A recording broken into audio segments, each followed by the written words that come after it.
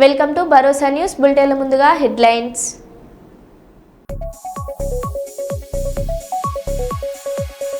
బాలయ్యకు award వచ్చిన సందర్భంగా శుభాకాంక్షలు తెలియజేసిన super star Rajinikanth.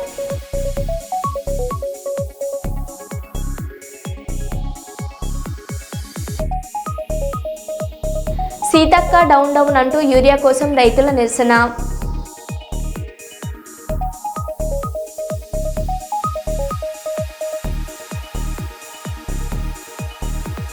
Telangana CM సహాయక నిధికి 50 లక్షలు విరాళంగా ఇచ్చిన బాలకృష్ణ.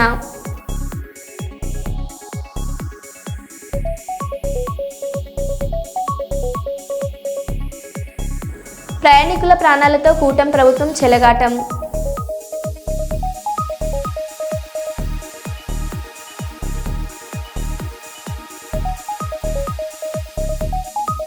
రైతులు ఇబ్బందులు పడకుండా సరిపడా యూరియా ఇవ్వాలని అగ్రికల్చర్ కమిషనర్ను కలిసిన బీఆర్ఎస్ ఎమ్మెల్యేలు, ఎమ్మెల్సీలు.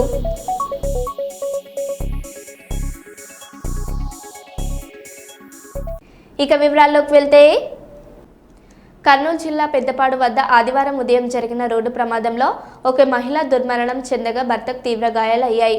సి బెలగల్ మండలం పోలకల్లు గ్రామానికి చెందిన వెంకటేశ్వర్ రెడ్డి, ఆయన భార్య అరుణమ్మ ద్విచక్ర వాహనంపై కర్నూలుకు వస్తుండగా వెనుక నుంచి వేగంగా వచ్చిన AP 39 MN 7857 new Swift car ఢీకొట్టింది. ఢీకొన్న ప్రభావంతో దంపతులు రోడ్డుపై పడిపోగా అరుణమ్మ అక్కడికక్కడే ప్రాణాలు కోల్పోయారు. వెంకటేశ్వరారెడ్డి తలకు తీవ్ర గాయాలు కావడంతో ఆయనను స్థానికులు ఆసుపత్రికి తరలించారు. సమాచారం అందుకున్న పోలీసులు సంఘటన స్థలానికి చేరుకొని పరిశీలించారు. మృతదేహాన్ని పోస్టుమార్టం నిమిత్తం ప్రభుత్వ ఆసుపత్రికి తరలించారు.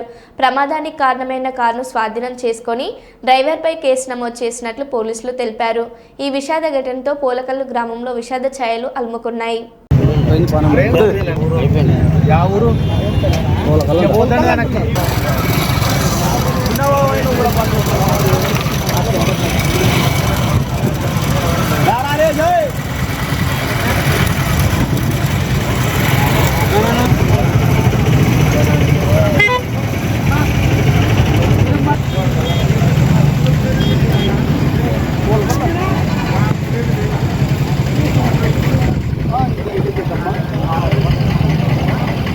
మూడు పేరు అంటారు కదా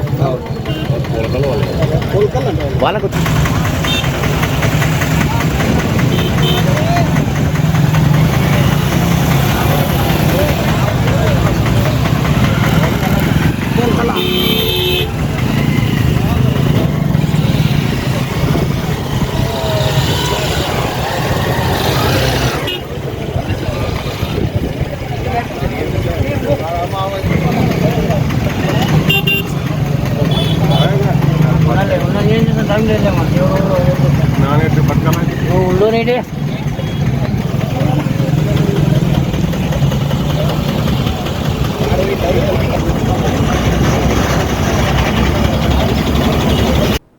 నిజామాబాద్ జిల్లా బోధన్ పట్టణంలోని రాకాసిపేటలో ఉన్న ఎస్సీ హాస్టల్ పరిస్థితి అధ్వానంగా మారింది. స్లాబ్ పెచ్చులు పడి విద్యార్థులపై పడుతున్నాయని విద్యార్థులు భయపడుతున్నారు. వర్షం నీటితో పాటు పెచ్చులు పడుతున్నాయని, దీంతో విద్యార్థులు మరోవైపు వార్డెన్ కూడా భయాందోళనకు గురవుతున్నారు. అనేక ఏళ్ల క్రితం కట్టిన భవనం శిథిలావస్థకు చేరడంతో వర్షపు నీరు గదిలోకి వస్తుంది ఓవైపు, విద్యార్థులు మరోవైపు. వార్డెన్ ఉన్న గది కూడా చాలా అధ్వానంగా మారింది. ఎప్పుడు ఏ ప్రమాదం జరుగుతుందని విద్యార్థులు, ఇటు వార్డెన్ కూడా భయాందోళనకు గురవుతున్నారు. ఏదేమైనా వర్షం నీటిలో శిథిలావస్థకు చేరిన భవనంలో సుమారు 80 మంది ఎస్సీ విద్యార్థులు తీవ్ర ఇబ్బంది ఎదుర్కొంటున్నారు. దీనిపై ఏళ్ల నుంచి దృష్టి సారించకుండా నిర్లక్ష్యం చేస్తున్న పాలకులు, అధికారులు దృష్టి పెట్టాలని ప్రజలు, విద్యార్థుల తల్లిదండ్రులు కోరుతున్నారు.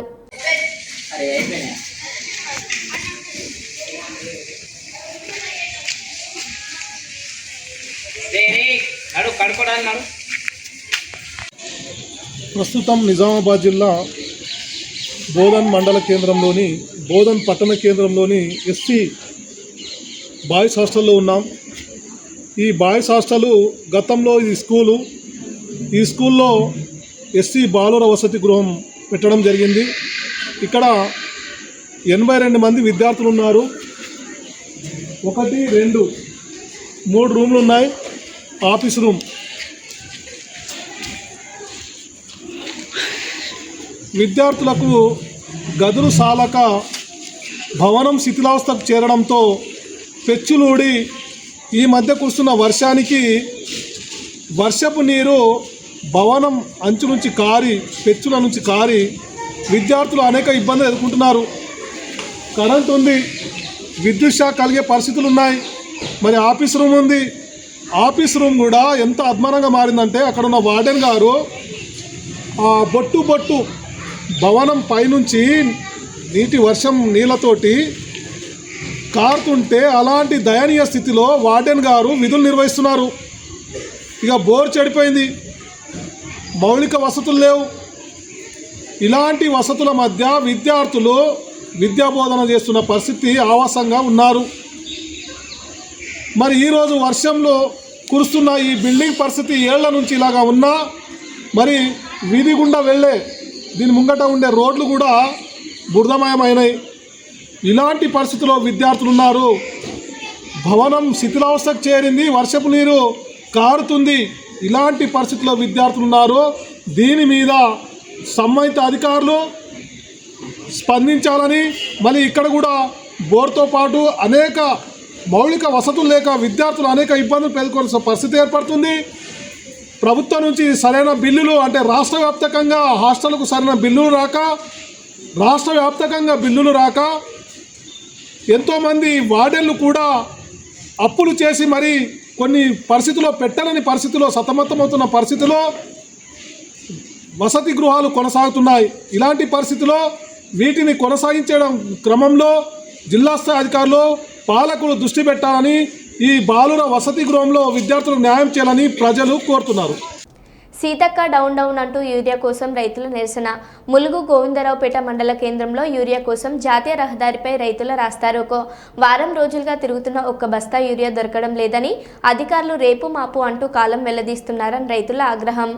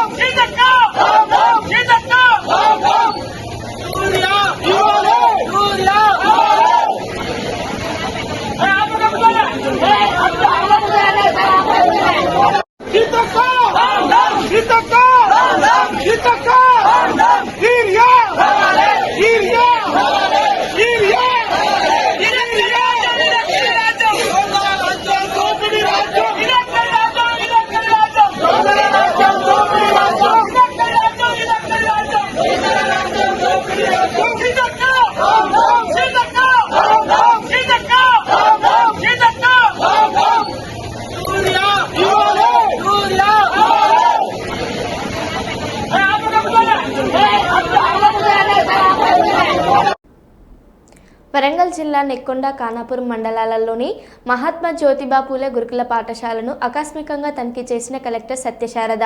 పాఠశాలలోని వంటశాల, స్టోర్ రూమ్, విద్యార్థులకు అందిస్తున్న ఆహారంతో పాటు హాస్టల్ పరిసరాలను పరిశీలించిన విద్యార్థులతో ఆటలాడి అనంతరం కలిసి భోజనం చేసిన కలెక్టర్.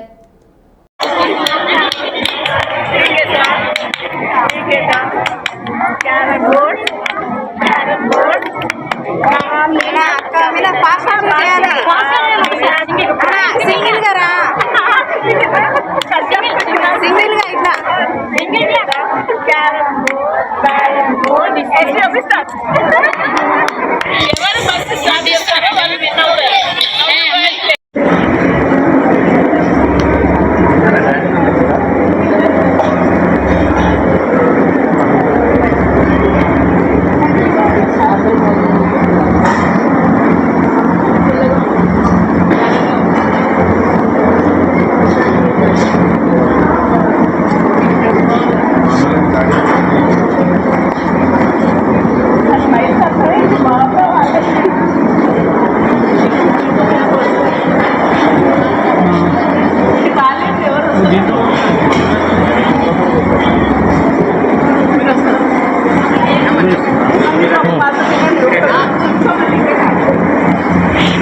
రత్న టాటా ఇన్నోవేషన్ హబ్ రాజమహేంద్రవరంలో వివిధ విభాగాల అధ్యక్షులను ఎంపిక చేయడానికి ఇంటర్వ్యూలు నిర్వహించనున్నట్లు ఈఆర్టీఐహెచ్ డైరెక్టర్ జాయింట్ కలెక్టర్ ఎస్ చిన్న రాముడు తెలిపారు. శనివారం ఆర్టీఐహెచ్ భవనంలో బొమ్మూరు కేంద్రంలో ఇంటర్వ్యూలు నిర్వహించారు. So I have gone through your profile. So mostly your academic qualifications match with this expectations. Beginning and they are also existing. So the case is different. I would have to go through it before I comment on this.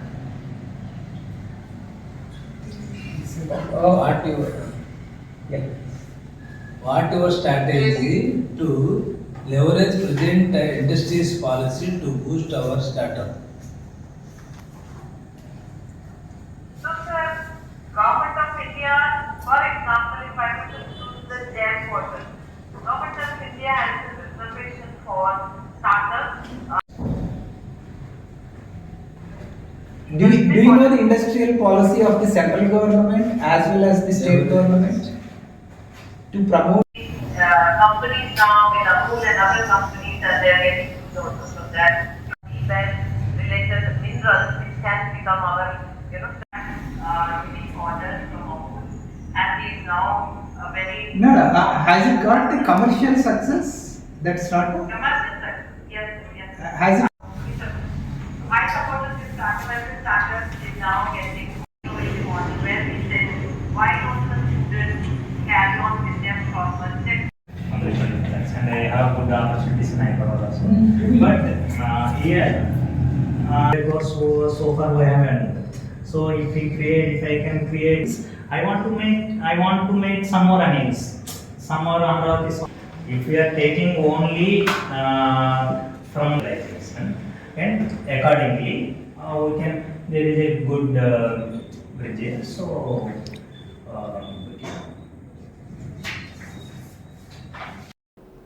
Warangal జిల్లా చింతనెక్కొండ గ్రామంలో ఎన్ని రోజులైనా urea దొరకకపోవడంతో కడుపు మండి పత్తి పంటను పీకేస్తున్న రైతన్న. రేవంత్ రెడ్డి చేసిన మోసాలు మాకు పత్తి చేను పీకి మా కడుపు ఏమి లేదు.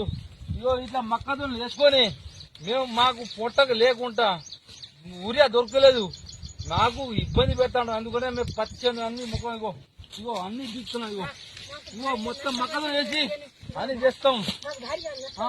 మాకు కాంగ్రెస్ ప్రభుత్వంలో రేవంత్ రెడ్డి చేసిన మోసాలు మాకు ఎక్కడేం జరగలేదు. మేము పత్తి బిస్తున్నాం. రైతు నేను ముఖ్య హెమ్ల కొడుకు, నేను చింత నెక్కకుండా ఊటితండ అట్లా రేవంత్ రెడ్డి చేసిన మోసాలు మాకు పత్తి చేను పీకి మా కడుపు ఏమి లేదు. ఇగో ఇట్లా మక్కదులు వేసుకొని మాకు పొట్టకు లేకుండా యూరియా దొరకలేదు. నాకు ఇబ్బంది పెడతాను. అందుకనే మేము పత్తి చేను అన్ని ముఖం ఇగో అన్ని తీస్తున్నాం. ఇగో మొత్తం మక్కదులు వేసి అని చేస్తాం. మాకు కాంగ్రెస్ ప్రభుత్వంలో రేవంత్ రెడ్డి చేసిన మోసాలు మాకు ఎక్కడేం జరగలేదు. మేము పత్తి బిస్తున్నాం. రైతు నేను ముఖ్య హెమ్ల కొడుకు, నేను చింత నెక్కకుండా ఊటితండ అట్లా. మహిళలకి ఉచిత బస్సు ప్రయాణం అంటూ ఊదరగొట్టి తగినన్ని బస్సులు కేటాయించని చంద్రబాబు విశాఖపట్నంలో కూర్మన్నపాలెం నుంచి విజయనగరం వెళ్తున్న బస్సులో 99 మంది మహిళలతో కలిపి మొత్తం 130 మంది ప్రయాణించడంతో ఓవర్లోడ్ కారణంగా బస్సులో మంటలు. ఏదైనా జరగరానిది జరుగుంటే ఎవరు బాధ్యులు? చంద్రబాబు నాయుడు.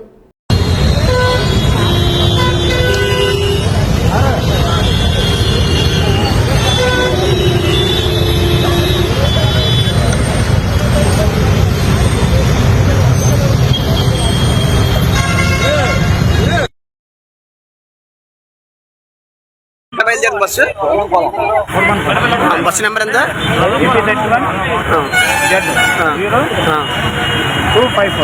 ఏ బస్సు అండి నెంబర్? జనరల్. ఎంతమంది బస్సులోని?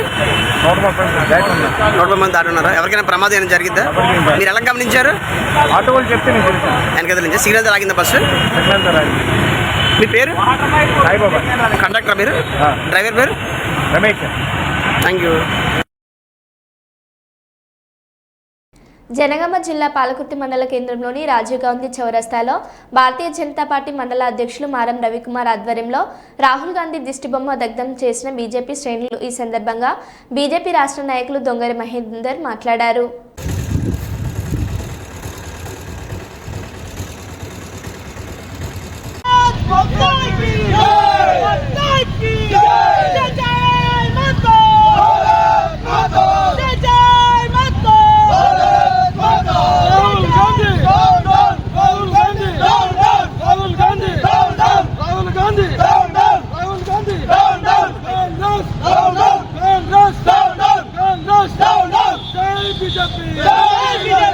నరేంద్ర మోడీ గారి నాయకత్వం, నరేంద్ర మోడీ గారి నాయకత్వం, నరేంద్ర మోడీ గారి తల్లి పాలితున్న వ్యాఖ్యలు చేసిన రాహుల్ గాంధీ, రాహుల్ గాంధీ,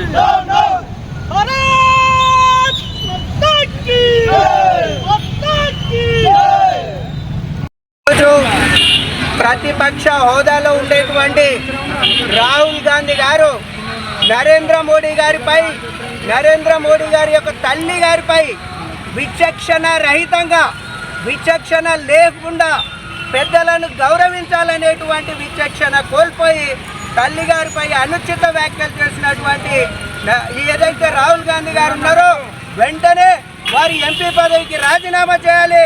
కాంగ్రెస్ నుంచి వారు బహిష్కరించబడాలి. అదేవిధంగా నరేంద్ర మోడీ గారి యొక్క పాదాలకు నమస్కారం చెప్పి వారి యొక్క క్షమాపణలు కోరాల్సిందిగా భారతీయ జనతా పార్టీ పాలకుర్తి మండల శాఖ పక్షాన కోరడమైనది. జై బీజేపీ.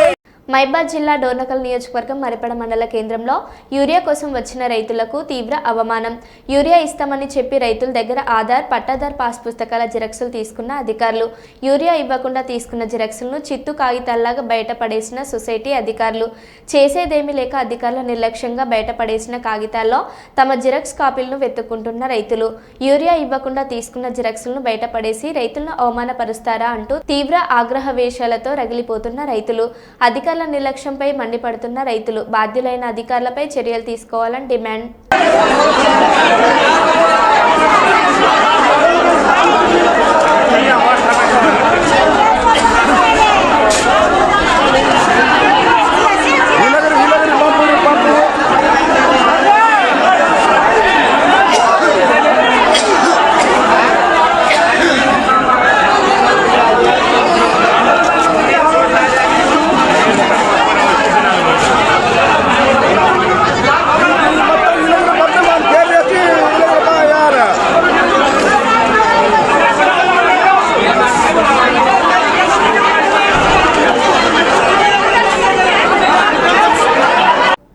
తెలంగాణ సీఎం సహాయక నిధికి 50 లక్షలు విరాళంగా ఇచ్చిన బాలకృష్ణ.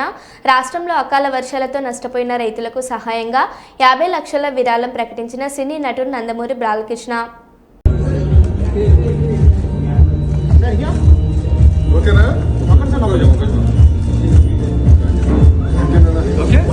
అతిశోక్తి అవుతుందేమో, అందరు ఉన్నారని చెప్తున్నాను అనుకుంటారేమో అని ఇది నా సొంత బాధ నేను చెప్పాను. ఇది ఏదైతే ఈ జగిత్యాల జిల్లా, ఏదైతే ఈ కామారెడ్డి జిల్లా, ఎలాగైతే వర్ష విపత్సానికి అతలకుతలం అయ్యి ఎంతోమంది ప్రాణాలు పోగొట్టుకున్నారు, ఎంతోమంది రైతులు వాళ్ళు పండించిన పంట నేలమట్టమైందో వాళ్ళందరికీ వృధాభక్తిగా నేను 50 లక్షల రూపాయలు సీఎం రిలీఫ్ ఫండ్కి, దాంతో తీరదు వాళ్ళకి ఇంకా కూడా ముందు ఎటువంటి సహాయ సహకారాలు అందించాలో దానికి వృధాభక్తి ఇప్పుడు నేను అనౌన్స్ చేస్తున్నాను. ఎందుకంటే అందరు ఉన్నప్పుడైతే నాకు నచ్చదు అది అనౌన్స్ చేయడం, ఏదో రాజకీయ అలా కాదు. మా క్యాన్సర్ హాస్పిటల్ తరఫు నుంచి అయితేనేమి ఎవరెవరు అలాగే ఇంకా ముందు నా సహాయ సహకారాలు, నా అభిమానులు ఉన్నారు, ఎక్కడున్నా వాళ్ళు ముందుకు వెళ్తారు. ముందు రంగంలోకి దిగేది నా అభిమానులు, ఎటువంటి లాభాపేక్ష కోరకుండా. ఇక్కడ కూడా అదే అవసరం లేదు లాభాపేక్ష, ఇక్కడ మెయిన్ ప్రజలు. అది తన తండ్రి గారు ఆయన ఎప్పుడు నేను చెప్పాను, ఉప్పెన కానీ లేకపోతే నేషనల్ డిఫెన్స్ ఫండ్ కానీ రాయలసీమ క్షామ నివారణ కోసం అయితేనేమి కానీ, సో అలా వృత్తభక్తి నేను ప్రస్తుతానికి 50 లక్షలు నేను అనౌన్స్ చేస్తున్నాను. రైతులు ఇబ్బందులు పడకుండా సరిపడా యూరియా ఇవ్వాలని అగ్రికల్చర్ కమిషనర్ను కలిసిన బీఆర్ఎస్ ఎమ్మెల్యేలు, ఎమ్మెల్సీలు. బషీర్బాగ్లోని వ్యవసాయ శాఖ కార్యాలయం ముందు ధర్నా నిర్వహించిన బీఆర్ఎస్ ఎమ్మెల్యేలు ఎమ్మెల్సీలను అరెస్టు చేసిన పోలీసులు.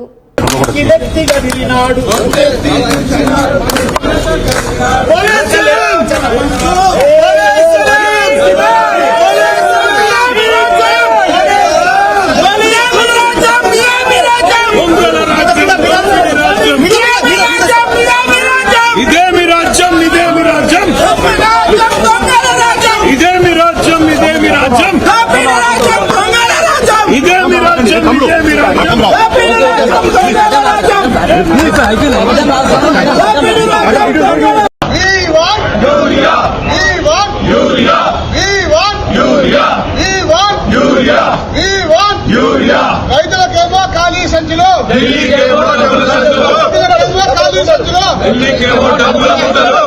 రైతులకేమో ఖాళీ సంచులు, రైతులకేమో ఖాళీ సంచులు.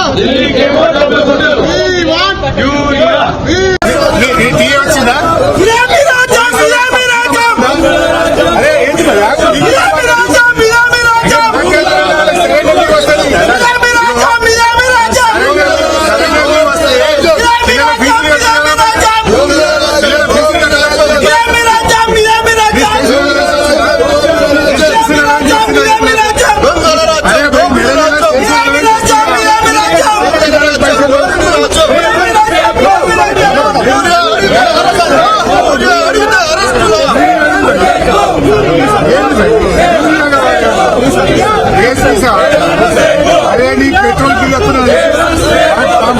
కాంపౌండ్ ఉద్దరవుతలే నీకు. నీ పోలీస్ జిల్లా పెట్రోల్ పైసలు ఇస్తాడు రేవంత్ రెడ్డి. పోలీస్ స్టేషన్లలో బండ్లలో మీ సొంతం పైసలు వస్తున్నాయి చెప్పి పైసలు. మీ పెట్రోల్ పంప్ పైసలు వస్తున్నాయా? మీకు పెట్రోల్ పోతున్నా పోలీస్